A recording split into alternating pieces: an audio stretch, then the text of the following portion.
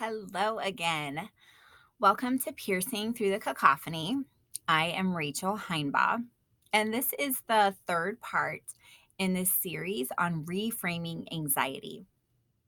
Now, the first session episode was talking about how we need to view anxiety not from a disruptive standpoint, not from a perspective of the physical symptoms that it brings about, the emotional symptoms, but rather view it as communication.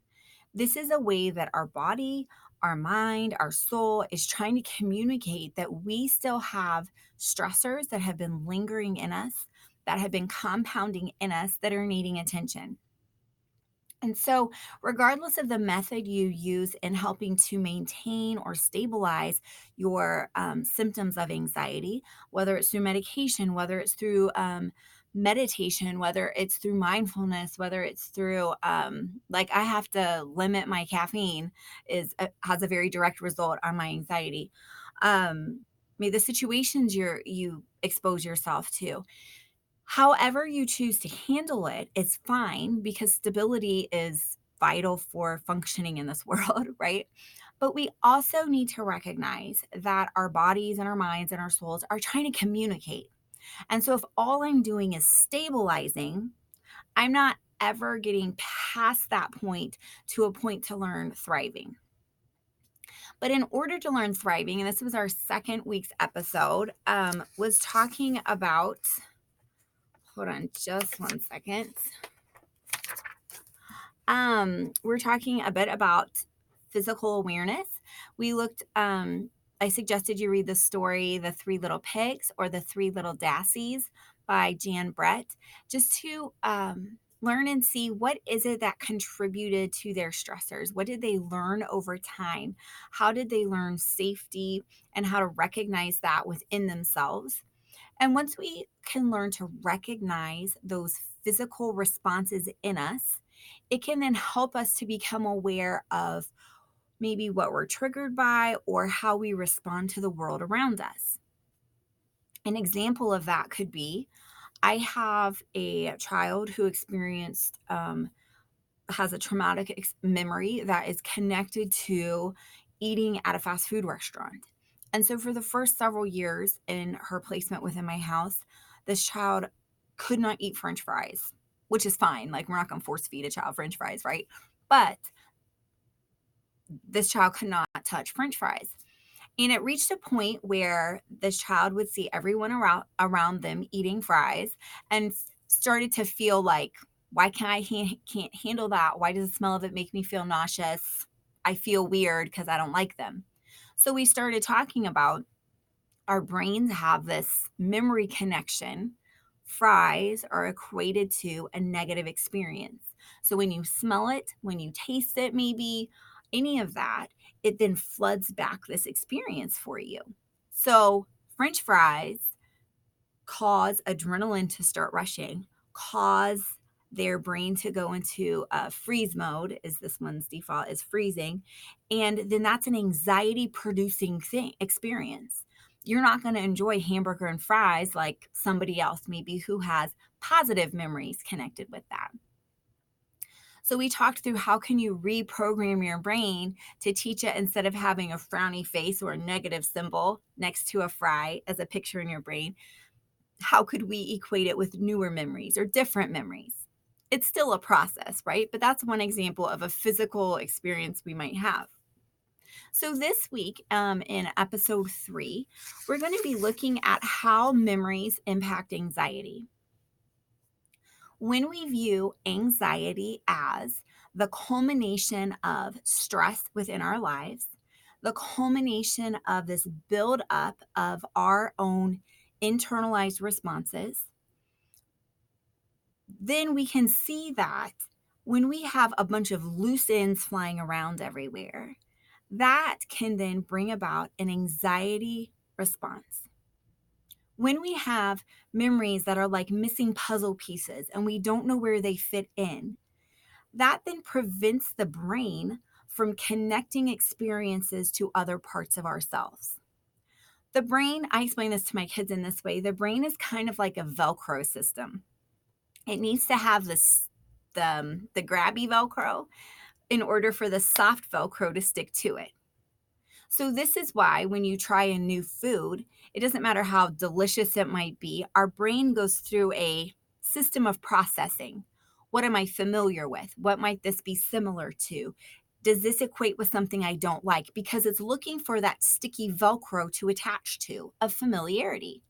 This also impacts how we view bias, how we view stereotypes, how we are drawn to certain people or experiences or movies or music, because our brain naturally looks for what that experience can connect to, can Velcro onto. All right. Now, when we have memories that are just kind of floating around without something to Velcro onto, it then can cause these backlogs within our brain.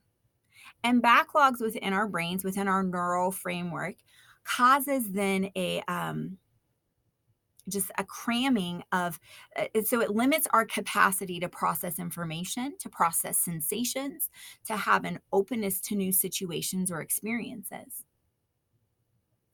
When that happens, though, our sense of um, thriving is limited, and we might be more in a survival mode.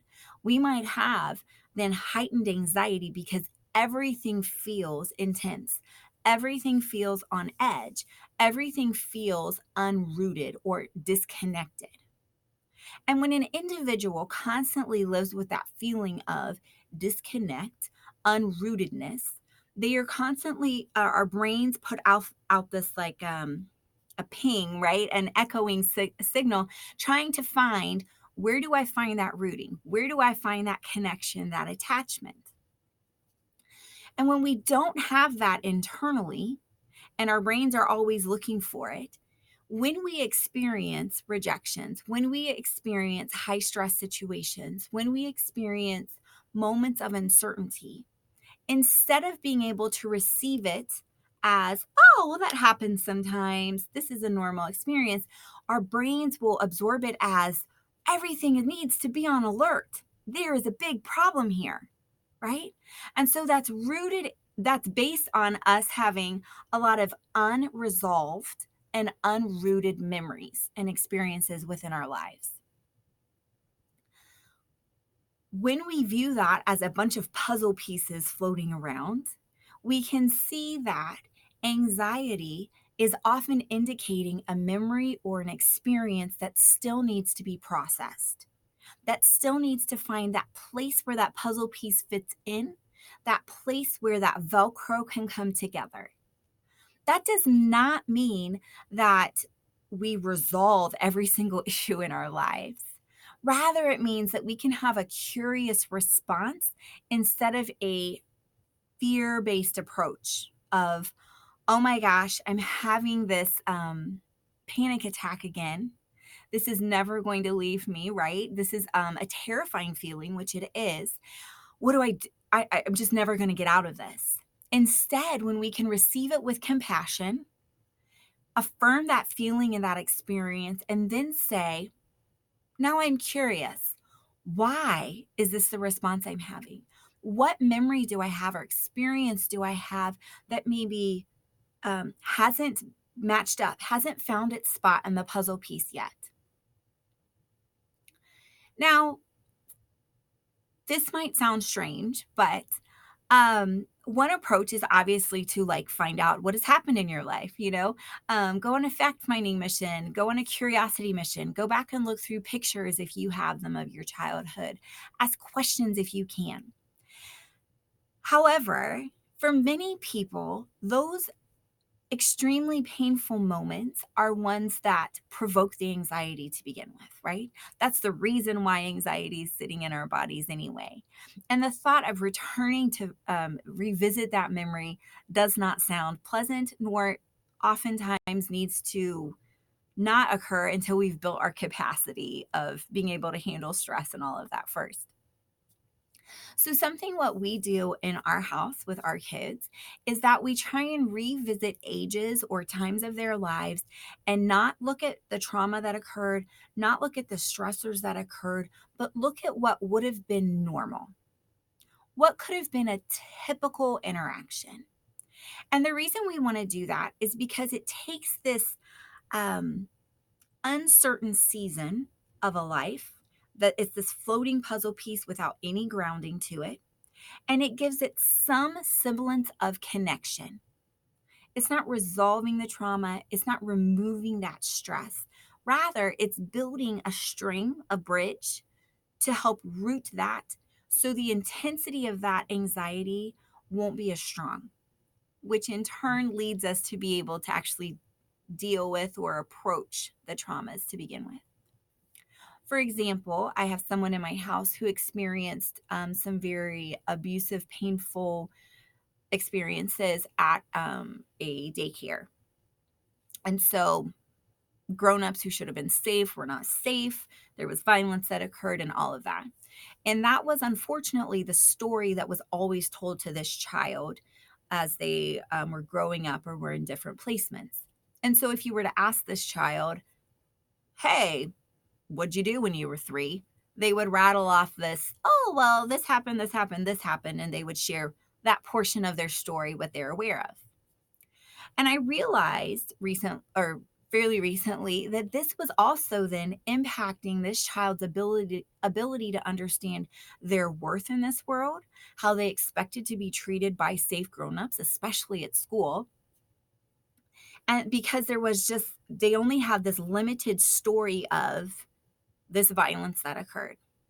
And so we started to go through and just talk about theoretically, what does a typical 3-year-old experience at daycare? Do they play with paint? Do they read some books? Do they dance? Um, right, just listing off just some normal hypothetical situations that this child probably experienced. That way, instead of only honing in on the trauma that occurred, which is still serious and um, needs to experience healing and resolution and all that, the child is not to that place yet, right? But as long as they continue to process and revisit that part of their memory without having any normalcy, without having any value or worth ascribed to the other portions of that age for them, they're going to feel like this puzzle piece is just hovering without any rootedness. Over time, that will continue to build and develop greater anxiety responses within their life. When they go to school, every time, it's a very big deal. They have a very visceral response. They have traumatic memory losses that occur when they are actually at school still because those moments have not been dealt with. But if we can add and provide some theoretical normalcy to that age, it helps to reduce their anxiety that this is the only thing that will happen. It broadens their ability to understand there are a bunch of other normative experiences that could happen too. Specifically for adoption, because 3 of my kids are adopted, we do not have baby books, things like that. They were adopted at an older age. So we have actually gone through and talked about theoretically what were things you did as a baby? What are normal baby things? Some babies sleep well, some babies don't. Does that make them a bad baby? No, right? This is just how they develop. And so, especially when there is a history of trauma, where there's a history of rejection or abandonment, especially in those very young years, a child will internalize their worth as being dependent on the acceptance or rejection of their caregiver. And when we can provide some normalcy to who they were in their being as a little tiny human, right? That it wasn't their fault. And we say that, but then we also affirm what are just the normal things. Did you learn to walk?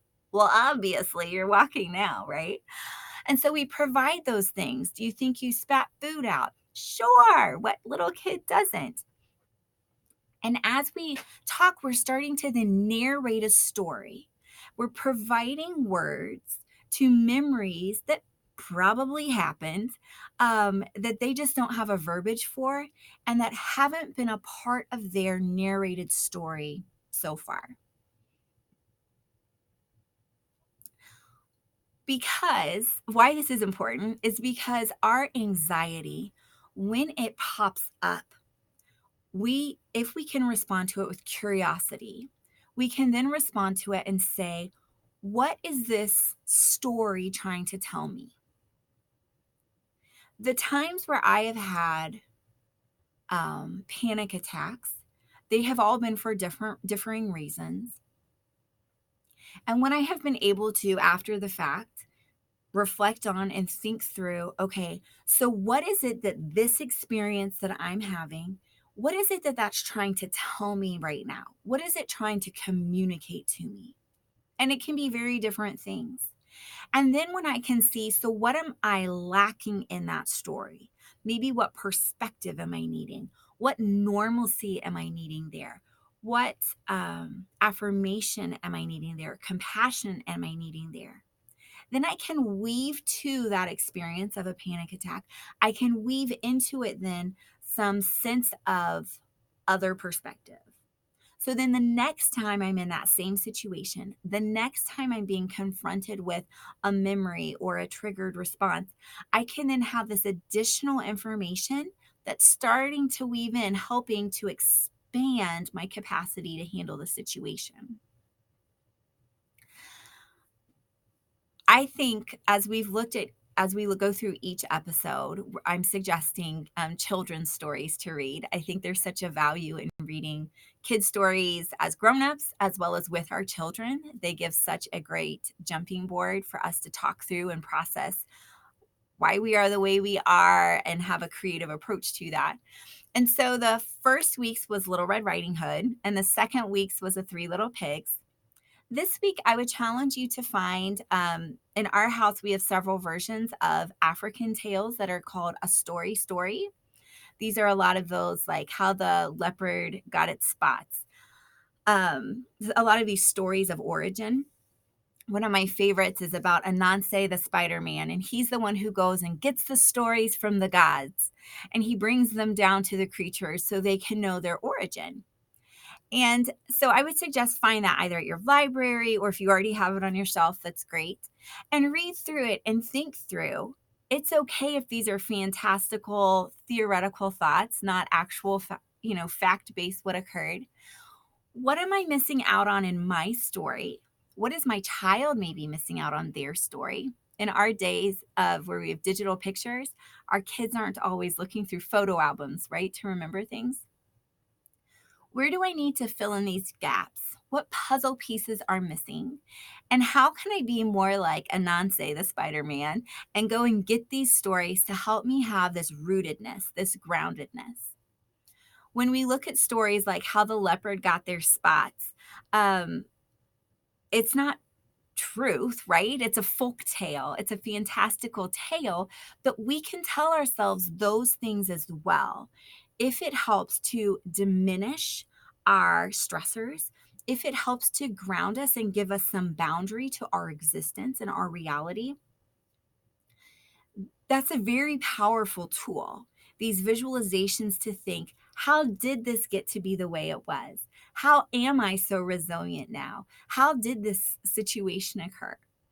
And thinking back to when we were children, what are some of those driving experiences that we had? And maybe what is your version of a story? What is your cultivated, fictionalized version that helps to give you strength, that helps to reduce your anxious response, and instead can hold your experience with value, with treasure, and provide a great framework too for working with your children and helping them to fill in gaps of their stories. As I said last episode, when we look at our kids, it's really easy to think they've just been on this earth a short time. They don't have that much baggage, but they are human, right? They have their own unique experiences separate from ourselves. They have gaps in their stories that I'm sure if we sat and talked about it, they would have dozens of questions.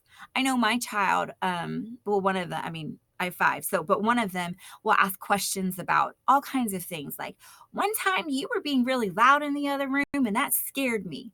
Well, I don't know what he was talking about, but for him, this was like a really intense experience. If we ignore those moments to talk with them, they're going to cultivate their own story about something, which is then going to build anxiety and stressors within their life. When we are willing to have conversations, even hard conversations about our own choices, it equips them to fill in their puzzle pieces, which in the long term reduces their anxiety and helps them to be aware of their own internal responses, their own sensations. And then that develops this framework to interact with people around them in just a whole and free way. They can be reciprocal without having to be on edge or just nervous all the time.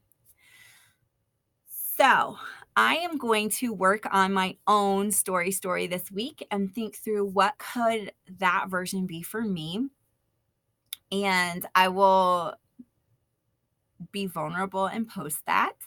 But I challenge you as well. If what is something you need to show yourself compassion in this week? What is a moment of anxiety that you are wrestling with and that you need to be curious about? What is this trying to communicate with me? And to be open to it. What is a part of your own puzzle that you're missing some pieces on? And do you know how to find the answers for it? Or do you need to help cultivate some type of story or context for it to give yourself that grounding? And then the next time that you're having a very anxiety um, ridden response to something, or it's one of those days where you just are like, this is just where I'm at today, take some deep breaths, right? Or with one of my kids, we breathing is hard. So instead, we just feel our heart and let the rhythm of our heart start to settle us. We try and get in sync with that. And then think, okay, do I have all of these webs, all of these strings flying around? And what needs to be pulled in? What needs to be connected? So then I can feel settled in my day. Not have all the answers, not feel like I have it in control necessarily, but so I can feel more settled and more safe in going about my day. Because that's really important too, is that for stability, right? Yeah, so I thank you for joining us. This is the third part of this. Next week's episode, let me see what I'm going to talk about then. Oh, talking about building capacity. How do we build a greater capacity for healing, for dealing with difficult situations? How do we build capacity before we address an issue?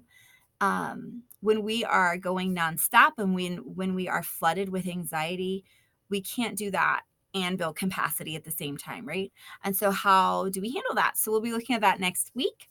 So I encourage you to check out Ananse, the Spider-Man, check out the African stories, and I look forward to seeing you all next time. Thank you for joining us this week on Piercing Through the Cacophony.